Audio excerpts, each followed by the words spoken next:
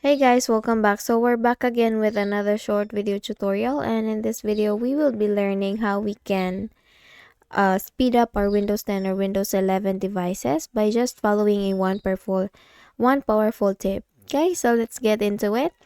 And the very first thing we need to do is to go to our Windows search tab and there type storage,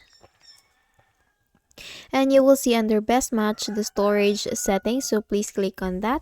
And let's wait for this window to come up on the screen. Here we will see the local disk drive, and in the storage management settings or section you will see the storage sense option.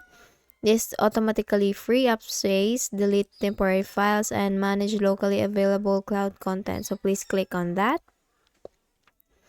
And you will see here cleanup of temporary files option, so please check this keep Windows running smoothly by automatically cleaning up temporary system and app files. And the moment you do that, please proceed with the automatic user content cleanup. So make sure that this is turned on, and storage sense runs based on the frequency you choose here. So we clean up 355 MB of space in the past month. So under the configure cleanup schedules, you can choose for the schedules and how often the runs or how often the storage sense run, and when can the recycle bin delete the files that you have deleted, or how often do the downloads folder, if you haven't open them, how often do they delete them. Okay, so in the run storage sense option, you can choose for the option by clicking this drop down button here and then click every week or every day or every month. Okay, that's it. So for the delete files in my recycle bin, if they have been over there for, you can choose for the days.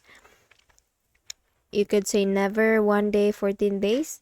Okay, so that's it's up to you. And for the delete files in my downloads folder, then you can also click this drop down button here to choose for the files or to choose for the options that you want. And after doing that, you can also make or run the storage sense now, and it will clean up your files, and it will take for a few minutes, but once it's done, just make a quick restart with your device, and then you will see changes in your device. Okay, so I hope you learned something from this video, and if you found this video helpful, please don't forget to give this a thumbs up and subscribe to our channel. Thank you so much for watching this video, and I hope I see you on the next one. Bye bye.